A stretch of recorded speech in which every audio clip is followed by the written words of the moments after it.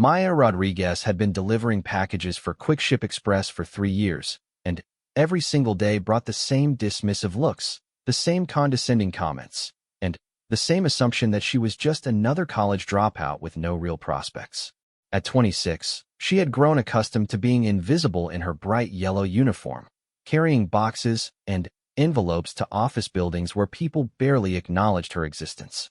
The morning started like any other Tuesday in downtown Seattle.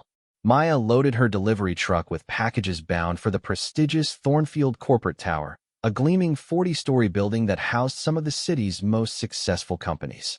The security guard, Marcus, barely glanced up from his newspaper as she wheeled in her cart loaded with deliveries. "Elevator's broken again," he muttered without looking at her. "You'll have to take the stairs to the 20th floor." Maya nodded quietly, knowing that arguing would be pointless. She had dealt with Marcus for months, and he seemed to take particular pleasure in making her job more difficult. Other delivery drivers got to use the freight elevator, but somehow it was always broken when Maya arrived. As she began the long climb up 20 flights of stairs, her mind wandered to the conversation she'd had with her younger brother Carlos the night before. He was finishing his engineering degree at the University of Washington, and their parents constantly compared her unfavorably to him. "When are you going to get a real job, Maya?" her mother had asked during dinner. "Carlos will graduate next year with honors. What do you have to show for yourself?" The words stung because they weren't entirely wrong. Most people saw her as a failure, someone who couldn't make it in the real world, and was stuck in a dead-end job. What they didn't know was that Maya had a secret that would have shocked everyone who looked down on her. Reaching the 20th floor, Maya caught her breath and pushed through the heavy door into the offices of Meridian Financial Group. The reception area was all marble and glass, designed to intimidate visitors and remind them of the company's wealth and power. The receptionist, a young woman named Brittany with perfect blonde hair and an expensive suit, looked up with obvious annoyance. "Oh, it's you again," Brittany said with a sigh. "Just leave everything on the counter. I don't have time to sort through your deliveries right now." "I need signatures for 3 of these packages," Maya replied politely, checking her electronic tablet. "Company policy requires confirmation of delivery for anything over $500 in declared value." Brittany rolled her eyes dramatically. "Fine, whatever. Make it quick. I have important calls to make." As Maya organized the packages and prepared the signature forms, she couldn't help but overhear Brittany's phone conversation with what sounded like a friend. "You should see this delivery girl," Brittany whispered, not bothering to lower her voice much.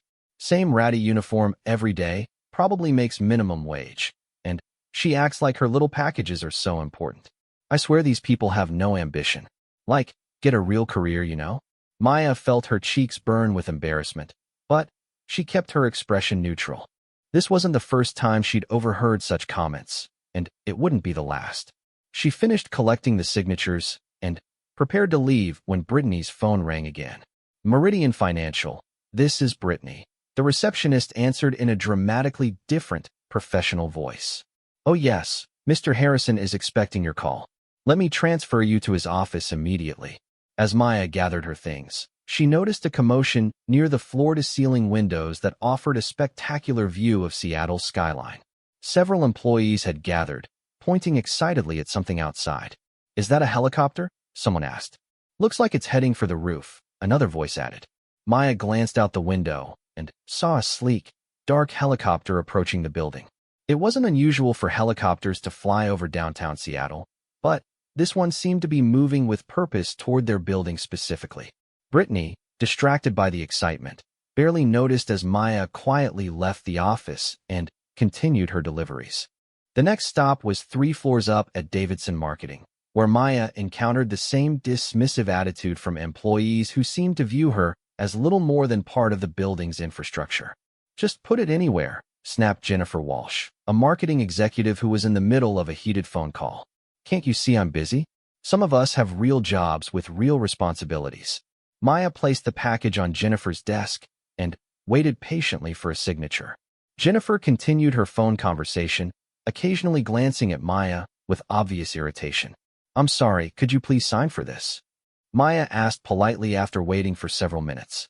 "God, you people are so persistent," Jennifer muttered, scribbling her name without reading the form. "Don't you have other deliveries to make?" As Maya left Davidson Marketing, she encountered Tom Bradford, a junior executive from another firm who was waiting for the elevator. Tom was known throughout the building for his arrogant attitude and his tendency to make inappropriate comments to female employees and visitors. Well, if it isn't our favorite delivery girl," Tom said with a smirk. "Still carrying boxes for a living? You know, there are other career options for attractive women like yourself. I could introduce you to some people who might be interested in your other talents." Maya ignored the comment and pressed the elevator button, hoping the doors would open quickly. Tom stepped closer, clearly enjoying her discomfort. "Come on, don't be shy," he continued. "A girl like you, stuck in a job like this, you must be pretty desperate. I bet I could help you find something more profitable." The elevator doors finally opened, and Maya stepped inside quickly. Tom followed, cornering her in the small space. "Think about it," he said, handing her a business card. "Call me when you're ready to upgrade your lifestyle." Maya took the card only to avoid further confrontation, but as soon as the elevator reached her floor, she threw it in the nearest trash can. She had dealt with men like Tom before, and she knew that engaging with them only made things worse. Her next delivery took her to the 32nd floor, where she encountered Dr. Patricia Vance, a prominent surgeon who was visiting the building for a medical consulting meeting. Dr. Vance was known for her sharp intellect and even sharper tongue, and she seemed particularly irritated by the delays caused by the broken elevator. "This is ridiculous," Dr. Vance complained to her assistant. "I don't have time to wait for some delivery person to figure out how to use the freight elevator. Don't these people get any training?" Maya overheard the comment as she approached with a package addressed to Dr. Vance's temporary office. She knocked politely on the open door and stepped inside. "Dr. Vance, I have a delivery for you." Dr. Vance looked up from her laptop with obvious annoyance. "Finally, do you have any idea how long I've been waiting? Some of us have actual responsibilities that can't wait for your convenience." "I apologize for the delay," Maya replied calmly. "The regular elevator is out of service, so I had to take the stairs." "The stairs?" Dr. Vance laughed coldly. 23 floors? That's your excuse? Maybe if you people invested in some actual education instead of settling for menial labor, you'd have jobs that don't require climbing stairs all day." Maya handed over the package and tablet for signature, maintaining her professional demeanor despite the insult. Dr. Vance signed quickly and dismissively, already turning her attention back to her laptop before Maya had even left the room. As the day progressed, Maya encountered similar attitudes from nearly everyone she met. There was Robert Chun, a software developer who made jokes about uneducated delivery drivers to his colleagues. There was Sandra Phillips, a legal secretary who complained loudly about having to interrupt her important work to sign for packages.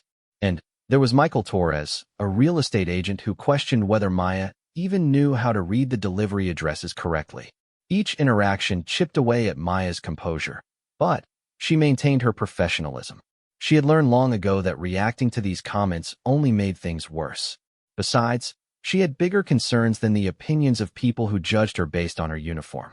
During her lunch break, Maya sat alone in her delivery truck, eating a sandwich and thinking about her situation. Her phone buzzed with a text message from her best friend Jessica, who worked as a nurse at Seattle General Hospital. "How's work today? Still dealing with the usual jerks?" Maya typed back, "Same as always. Sometimes I wonder if it's worth it." "You know it is," Jessica replied immediately. "You're stronger than all of them. They have no idea who they're dealing with." Jessica was one of the few people who knew the truth about Maya's background, and her unwavering support meant everything.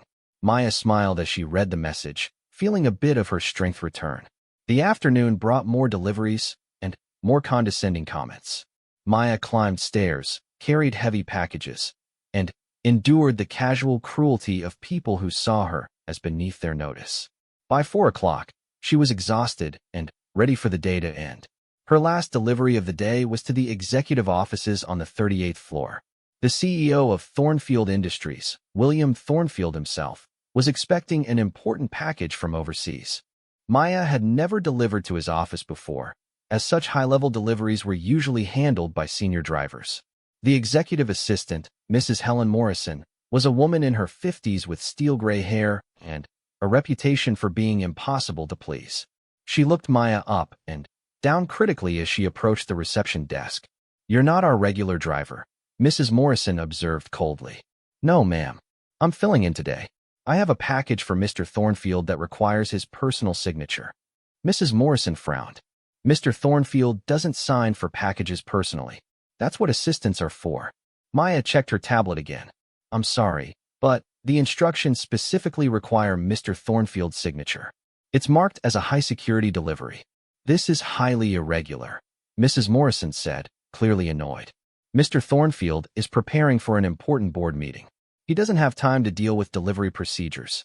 At that moment, the sound of helicopter rotors became audible through the thick office windows. Mrs. Morrison glanced toward the sound with curiosity, but quickly returned her attention to Maya.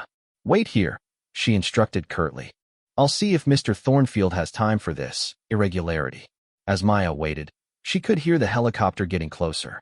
The sound was growing louder, and she noticed other employees gathering near the windows, pointing and talking excitedly. Through the glass, she could see the same sleek, dark helicopter she had noticed earlier, now hovering very close to the building. Mrs. Morrison returned a few minutes later with Mr. Thornfield himself, a distinguished man in his 60s wearing an expensive suit. He looked harried and slightly annoyed. "This better be important," he said to Maya without any greeting.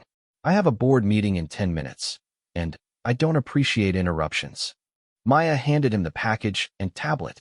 As he signed, the helicopter noise grew even louder, and suddenly, there was a commotion outside. "Sir," Mrs. Morrison said urgently, "I think there's a helicopter trying to land on our roof." Mr. Thornfield looked up sharply. "What? That's impossible. We don't have any helicopter deliveries scheduled today." The sound of the rotors was now directly overhead, and it was clear that the aircraft was indeed landing on the building's roof. "Mr. Thornfield rushed to the window, followed by Mrs. Morrison and several other employees who had gathered in the hallway. Maya finished organizing her delivery paperwork, preparing to leave as the office erupted in confusion and speculation about the unexpected helicopter arrival. She had no idea that in just a few minutes, her life was about to change in ways that would shock everyone who had dismissed and belittled her throughout this long, difficult day. The helicopter's engines began to wind down, and Maya could hear footsteps in the hallway above, suggesting that someone had indeed arrived via the roof access. The mystery of who was in that helicopter was about to be revealed, and, with it, the truth about Maya Rodriguez that would transform how everyone in the Thornfield corporate tower saw her forever. The elevator doors opened on the 38th floor, and out stepped a man Maya recognized immediately but had hoped never to see again in this context. Colonel James Harrison, her former commanding officer from the Air Force, walked into the executive offices with the confident stride of someone accustomed to command. He was followed by two other people Maya didn't recognize, but their bearings suggested military or government backgrounds. Mr. Thornfield hurried forward to greet them, clearly flustered by the unexpected arrival method. "Colonel Harrison, I presume? I wasn't expecting you to arrive by helicopter. Is there some kind of emergency?" Colonel Harrison's eyes swept the room and stopped when they landed on Maya. She saw recognition flash across his face, followed by what looked like surprise and perhaps a hint of concern. Maya felt her stomach drop. She had spent 3 years successfully keeping her two worlds separate, and now they were about to collide in the most public way possible. "Mr. Thornfield," Colonel Harrison said, his eyes still fixed on Maya, "I apologize for the dramatic arrival. We have a situation that requires immediate attention, and time is critical." Maya tried to edge toward the elevator, hoping to escape before anyone noticed the exchange of looks between her and the colonel. But Mrs. Morrison blocked her path, apparently enjoying the drama of the moment. "You'll have to wait," Mrs. Morrison said firmly. "There's obviously something important happening here, and I can't have delivery people wandering around during a security situation." Colonel Harrison stepped forward, and Maya knew there was no escape. "Actually, Mrs. Morrison, I believe this delivery person is exactly who I came to see." The room fell silent. Mr. Thornfield looked confused. Mrs. Morrison's mouth fell open, and Maya felt every eye in the room focused on her. She had dreaded this moment for years, the moment when her carefully constructed ordinary life would be exposed. "I'm sorry, Colonel," Mr. Thornfield said slowly, "but I think there's been some mistake. This is just a delivery driver from Quickship Express. She was just finishing her rounds when you arrived." Colonel Harrison walked directly to Maya, his expression serious. "Captain Rodriguez, it's good to see you again." The use of her military rank sent a shock wave through the room. Maya saw Mrs. Morrison's eyes widen, and Mr. Thornfield looked as if someone had just told him the sky was purple. "Captain," Mrs. Morrison whispered, "but she's just one of the finest helicopter pilots I've ever had the privilege to command," Colonel Harrison continued, ignoring Mrs. Morrison's shocked expression. "Captain Rodriguez, I need to speak with you privately. We have a situation that requires your particular expertise." Maya felt the weight of everyone's stares. 3 years of carefully maintained anonymity had just evaporated in a matter of seconds. She straightened her shoulders, and for the first time that day, allowed some of her military bearing to show through. "Colonel Harrison," she acknowledged formally. "What kind of situation are we talking about?" Before he could answer, the elevator dinged again, and Dr. Patricia Vance stepped out, apparently coming to investigate the commotion. When she saw Maya standing in the center of the group, she rolled her eyes. "Oh, for heaven's sake, is the delivery girl still here? Can't this wait until after whatever important business is happening?" Colonel Harrison turned to face Dr. Vance, his expression cold. "Doctor, I'd advise you to show some respect. Captain Rodriguez has more combat flight hours than most pilots will accumulate in their entire careers." Dr. Vance's confident expression faltered. "Captain, I don't understand. She's a delivery driver. She's also a decorated military pilot who served 3 tours in Afghanistan and Iraq," Colonel Harrison replied firmly. "She saved more lives than you can imagine, and, right now, she might be the only person who can help us save more." The elevator opened again, and Tom Bradford stepped out, apparently drawn by the crowd. When he saw Maya at the center of attention, he smirked and pushed forward. "What's all the excitement about?" Tom asked loudly. "Don't tell me our little delivery girl is causing problems." Maya saw Colonel Harrison's jaw tighten. Before she could stop him, he stepped toward Tom with the kind of presence that made seasoned soldiers snap to attention.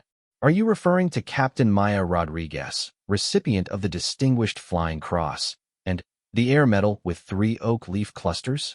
Colonel Harrison's voice was dangerously quiet. "Because if you are, I'd suggest you choose your next words very carefully." Tom's smirk disappeared instantly. He looked around the room, clearly confused and increasingly uncomfortable with the attention. I had no idea. I mean, she never said anything about being military. People who have actually served their country rarely feel the need to boast about it," Colonel Harrison replied sharply. "Unlike some people who mistake arrogance for competence." Maya finally found her voice. "Colonel, perhaps we should discuss this situation you mentioned. These people have work to do." But Colonel Harrison wasn't finished. He turned to address the growing crowd that had gathered in the hallway. More employees had arrived, drawn by the commotion and the unusual sight of a military officer in their office building. "Ladies and gentlemen," Colonel Harrison announced, his voice carrying the authority of years of command, "I want you to meet Captain Maya Rodriguez. For the past 3 years, she's been working among you as a delivery driver. What you didn't know is that before that, she spent 8 years as one of the military's most skilled helicopter pilots." The crowd murmured in shock and disbelief. Maya recognized faces from throughout the building, people who had dismissed her, insulted her, and treated her as if she were invisible. Now they stared at her with expressions ranging from amazement to embarrassment.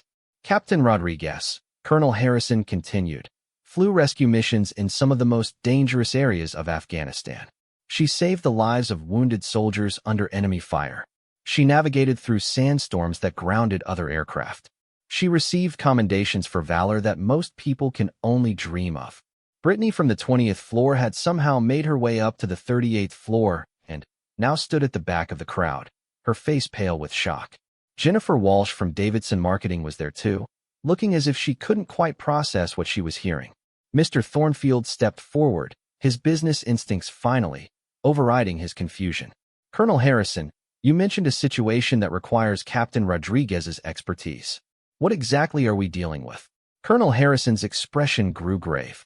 A medical emergency that requires immediate helicopter evacuation from an offshore oil platform. The Coast Guard's rescue helicopter developed mechanical problems during their response, and they had to turn back. Weather conditions are deteriorating rapidly, and conventional rescue boats can't reach the platform in time. He turned to Maya. Captain, we need someone who can fly in conditions that other pilots won't attempt. The injured worker has maybe 2 hours before his condition becomes critical, and you're the only pilot available with the experience to handle this kind of rescue in these weather conditions. Maya felt the familiar surge of adrenaline that came with emergency situations. This was what she had trained for, what she had lived for during her military service. What aircraft do we have available? A modified Black Hawk equipped for medical rescue. It's waiting on the roof. The crowd was listening in stunned silence. These people who had dismissed Maya as a failure just hours ago were now witnessing her transformation into someone they couldn't have imagined. Dr. Vance stepped forward hesitantly. Captain Rodriguez, I owe you an apology. I had no idea about your background. If there's anything I can do to help with this medical emergency. Maya looked at the surgeon who had belittled her just hours earlier. Doctor, if you're willing, we could use a trauma surgeon on this mission. The injured worker will need immediate medical attention during transport. Dr. Vance nodded immediately. Of course, whatever you need. Mrs. Morrison, who had spent the afternoon treating Maya with condescension, now approached with obvious embarrassment. Captain, I'm sorry for how I treated you. I had no way of knowing. There's no need to apologize, Maya replied professionally. You treated me the way you saw fit based on the information you had. Right now, we have more important concerns. Tom Bradford, who had made inappropriate comments earlier, tried to slink away unnoticed, but Colonel Harrison's voice stopped him. Mr. Bradford, isn't it? Colonel Harrison's tone was ice-cold. I believe you had some career suggestions for Captain Rodriguez earlier today. Perhaps you'd like to share them with the group? Tom's face turned red as every eye in the room focused on him. I didn't know. You didn't know because you made assumptions based on someone's job rather than taking the time to learn about their character and background, Colonel Harrison replied. That kind of judgment shows more about you than it does about Captain Rodriguez. Maya placed a hand on Colonel Harrison's arm. Sir, we really should focus on the mission. Every minute we delay puts that worker's life at greater risk. Colonel Harrison nodded, immediately shifting back into operational mode.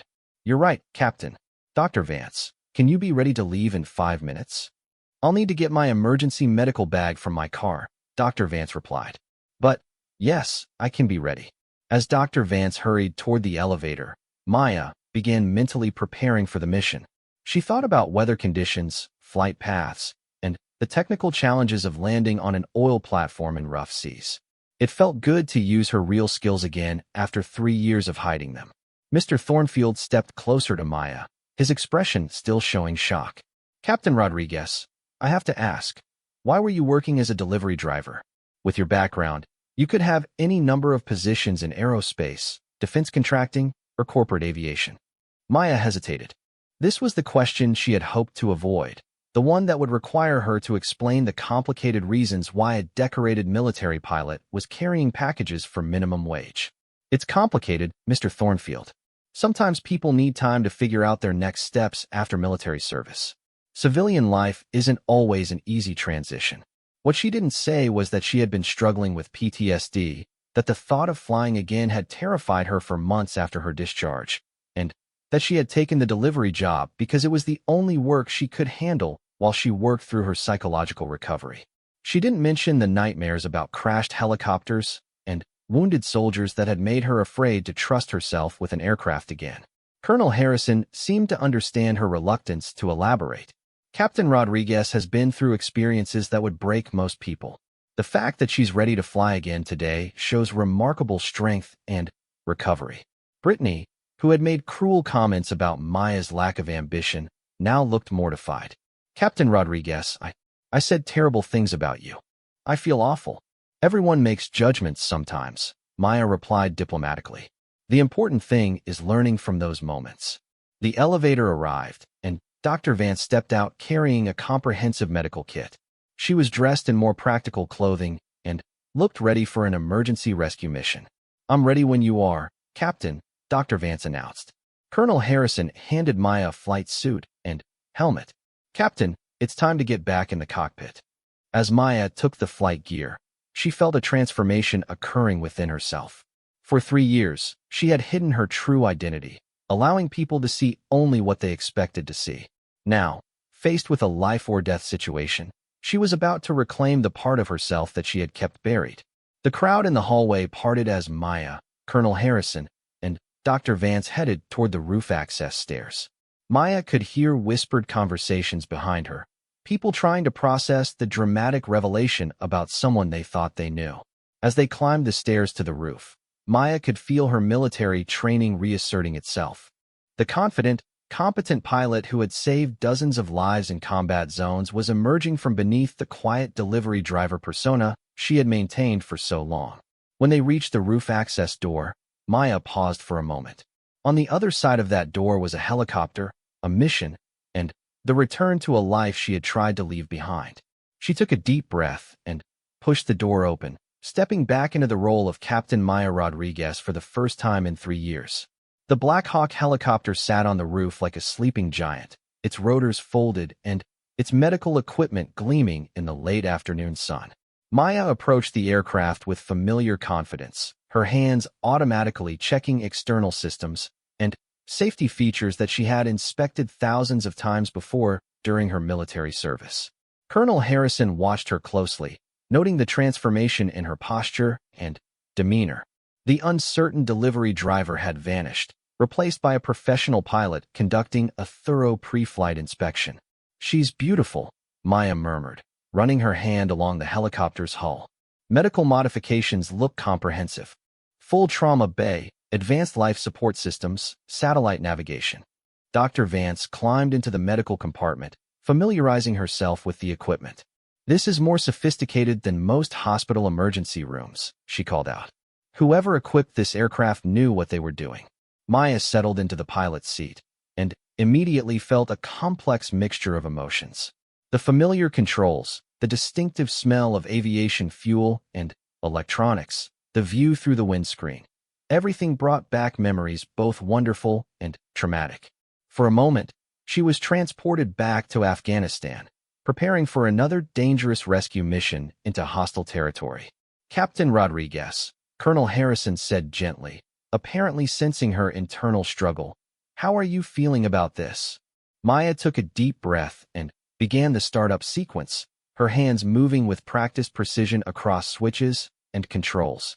"It's like riding a bicycle, sir. Some things you never forget." But that wasn't entirely true.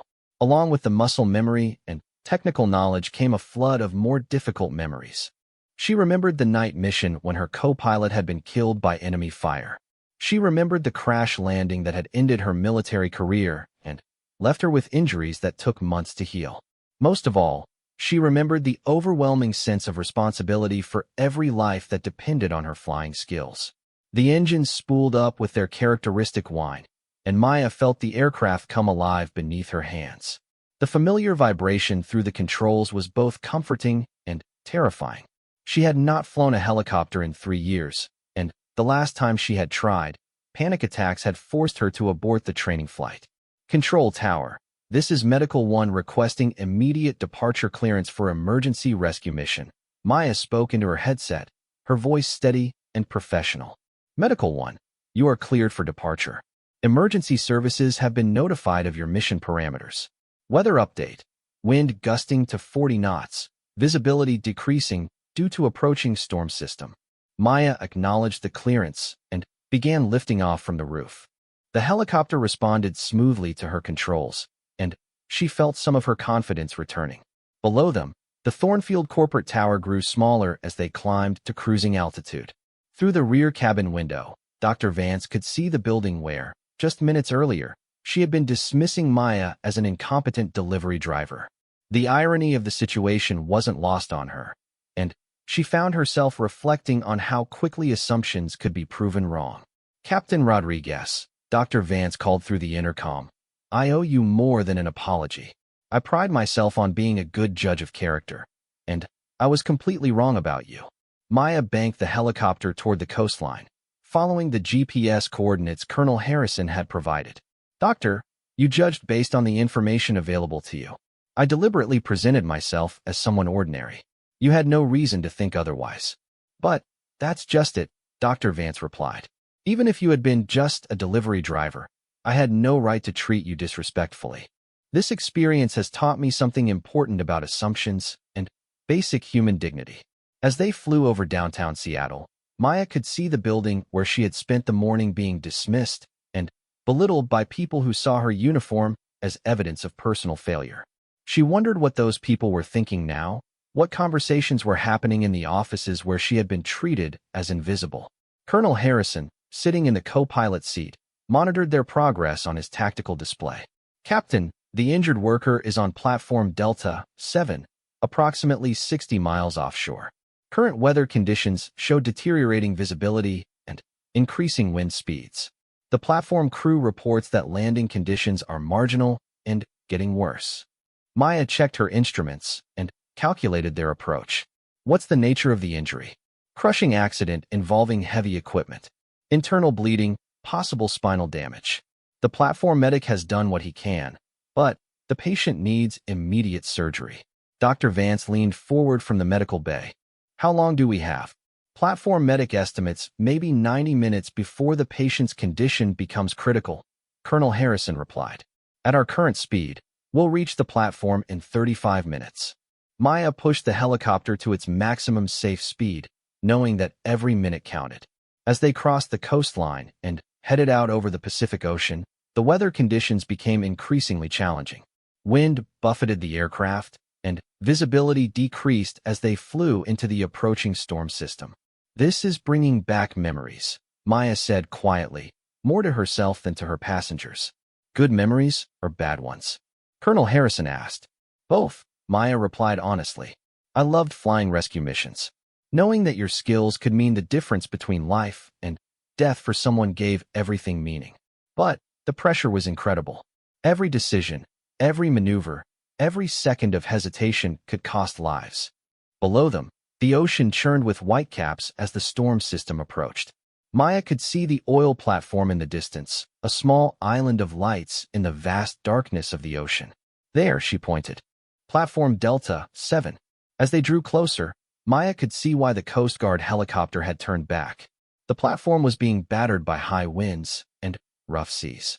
The landing pad, while large enough for a helicopter, was surrounded by drilling equipment and supply containers that would make the approach extremely dangerous in these conditions.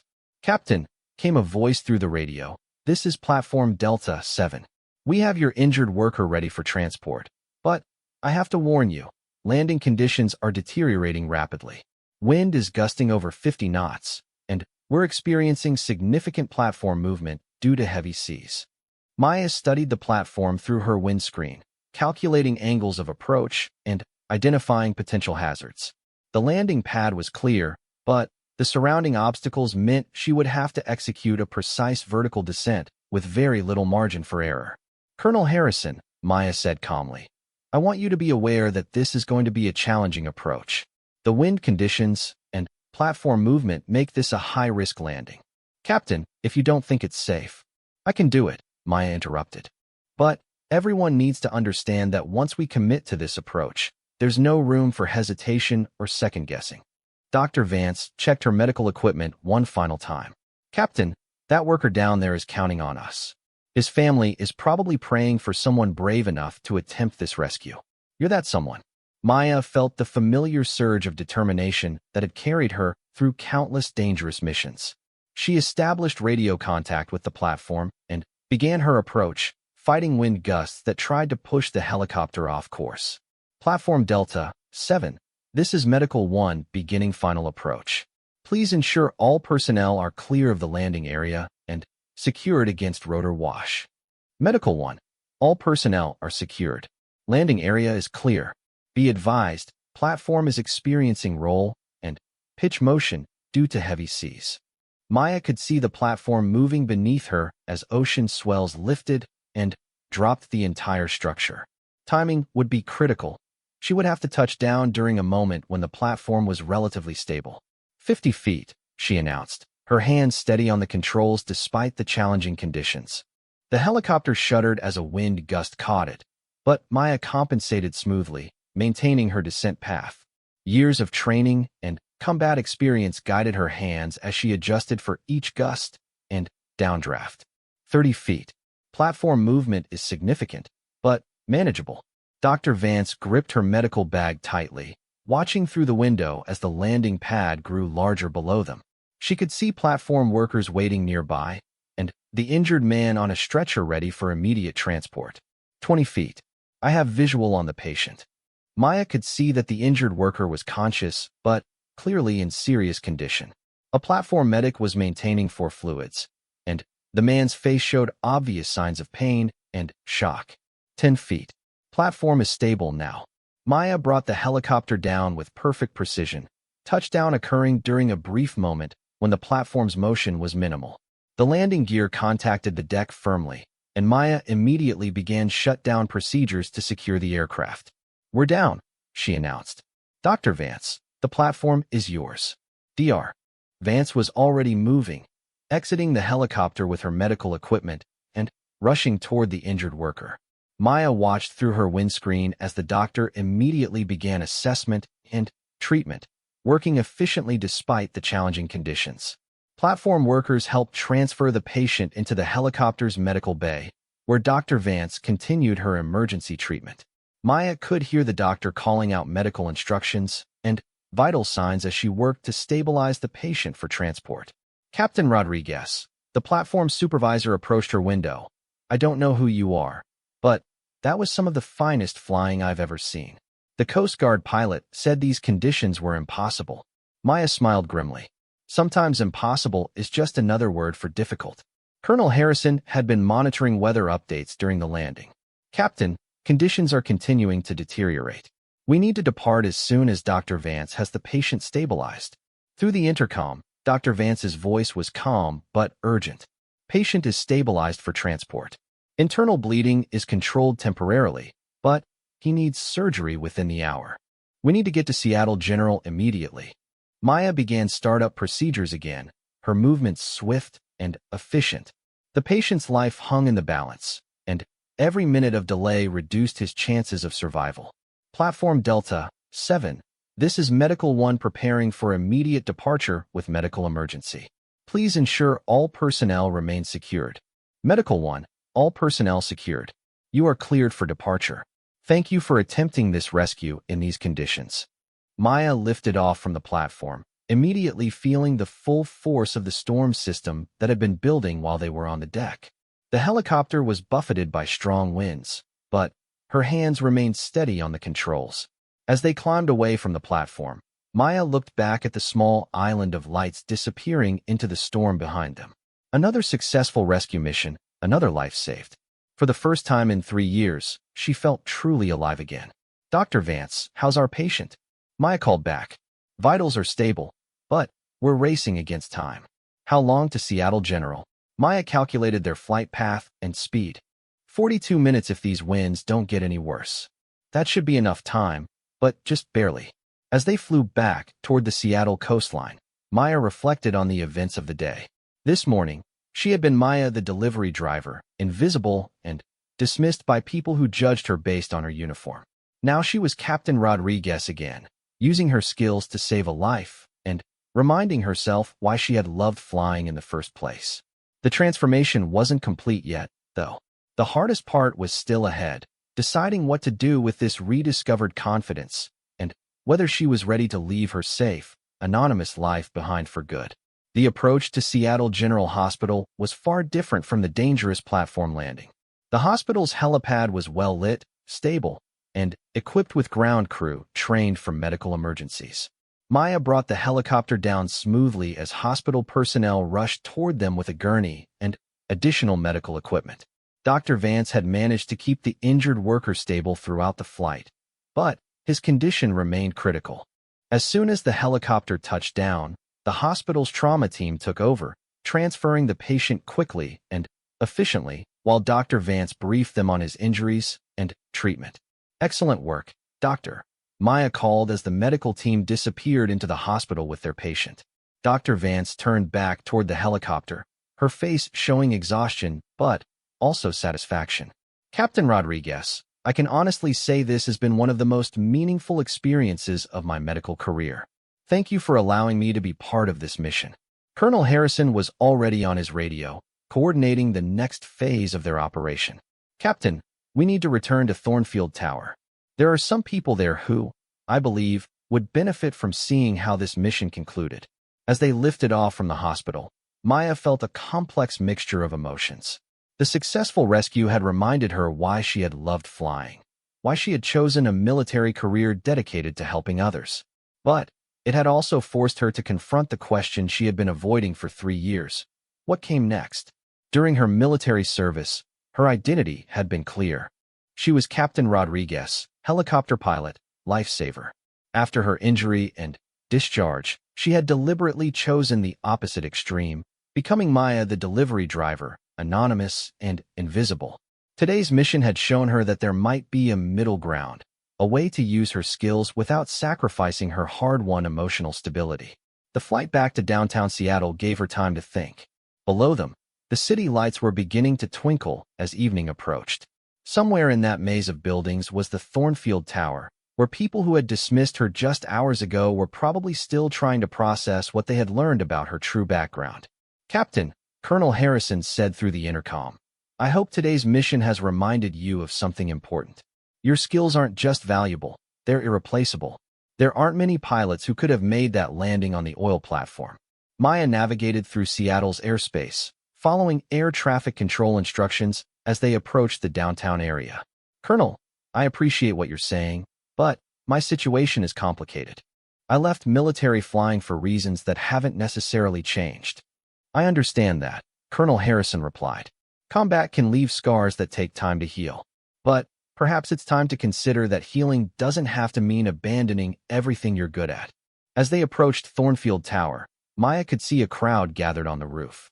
Word had apparently spread throughout the building about the emergency rescue mission, and employees had come up to witness the helicopter's return. Even from a distance, she could recognize some of the faces, people who had treated her dismissively just hours earlier. Maya executed a perfect landing on the roof, and as the engines wound down, she could see the crowd pressing closer. The transformation of their expressions from her morning delivery rounds to this evening's return was remarkable. Where once there had been indifference or condescension, now there was curiosity, respect, and, in some cases, obvious embarrassment. As Maya, Colonel Harrison, and Dr. Vance climbed out of the helicopter, they were surrounded by employees, reporters who had apparently been called to cover the story, and building management. Maya felt overwhelmed by the sudden attention after 3 years of deliberately avoiding notice. Mr. Thornfield pushed through the crowd, his face showing a mixture of amazement and what looked like profound embarrassment. "Captain Rodriguez, I've just gotten off the phone with the hospital. The doctors say that patient will make a full recovery thanks to your rescue mission. You saved that man's life today." Brittany, the receptionist from the 20th floor, stepped forward hesitantly. "Captain Rodriguez, I need to apologize for how I treated you. Not just today, but every day for months. I said terrible things about you, and I was completely wrong." Maya looked at the young woman who had been so cruel in her comments just that morning. "Brittany, you don't need to apologize to me. You treated me the way you thought was appropriate based on what you saw. The lesson here isn't about judging people. It's about treating everyone with basic respect regardless of their job or circumstances." Tom Bradford, who had made inappropriate comments earlier, tried to approach but seemed uncertain whether he would be welcomed. Colonel Harrison noticed his hesitation and stepped forward. "Mr. Bradford, I believe you had some career advice for Captain Rodriguez this morning. Perhaps you'd like to share your thoughts now." Tom's face reddened as several people turned to look at him. I said things that were completely inappropriate.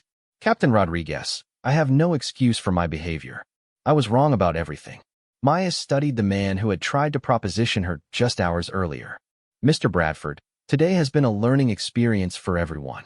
The important thing is what we do with what we've learned." Dr. Vance stepped forward, still wearing her flight suit. "I want everyone here to understand something. Captain Rodriguez didn't just save a life today because she's an excellent pilot. She saved a life because she's the kind of person who puts others' needs before her own safety. That quality doesn't come from military training. It comes from character." A reporter pushed forward with a microphone. Captain Rodriguez, can you tell us why you were working as a delivery driver when you clearly had the skills for much more prestigious employment? Maya hesitated, knowing that her answer would be broadcast and potentially seen by her family, her former military colleagues, and her current quick-ship coworkers. Sometimes people need time to figure out their next chapter after major life changes. There's no shame in honest work, regardless of what kind of work it is. Colonel Harrison stepped in to elaborate. Captain Rodriguez served her country with distinction and valor. When her military service ended, she had every right to take whatever time she needed to decide on her next steps. The fact that she chose to work rather than simply collect benefits shows the same dedication to service that made her an outstanding military officer. Mrs. Morrison, the executive assistant who had been so dismissive earlier, approached with obvious discomfort. Captain Rodriguez, I've worked in corporate environments for 30 years, and I pride myself on being able to assess people quickly. Today has taught me that sometimes our assessments say more about our own limitations than about the people we're judging. Maya appreciated the honest self-reflection. Mrs. Morrison, we all make quick judgments sometimes. The important thing is being willing to reconsider them when we get new information. As the crowd continued to ask questions and offer apologies, Maya noticed her quick-ship supervisor, Frank Martinez, pushing through the group. Frank was a good man who had always treated her fairly, but he looked confused and concerned about what this revelation meant for her job. Maya, Frank said, I heard about what happened today. Are you okay? And what does this mean for your position with quick-ship? Maya realized that this was a question she hadn't fully considered. Could she return to her delivery route after today's public revelation? Did she want to? Frank, you've been a good boss, and quick-ship gave me work when I needed it. But I think it's time for me to consider other options. Colonel Harrison stepped forward. Captain Rodriguez, I came here today not just because we needed a pilot for this emergency. I came because I have a proposition for you. The Department of Defense is establishing a new civilian emergency response unit. We need experienced pilots who can handle the kind of challenging missions that conventional emergency services can't manage. Maya felt a spark of interest. What kind of missions? Medical evacuations from remote locations, disaster response, search, and rescue in extreme conditions. You'd be working with a team of specialists, saving lives, but without the combat stress that made military service difficult. Dr. Vance stepped forward enthusiastically. Captain Rodriguez, if you take that position, I'd like to volunteer for medical support. Today's mission reminded me why I became a doctor in the first place. Maya looked around at the faces surrounding her. Some showed embarrassment for their earlier treatment of her. Others showed admiration for her skills and bravery. All of them seemed to be seeing her as a real person for the first time. Jennifer Walsh from Davidson Marketing approached hesitantly. Captain Rodriguez, I owe you an apology, but I also want to say something else. Watching you today, seeing your professionalism and skill under pressure, has made me reconsider a lot of my own attitudes and assumptions. What do you mean?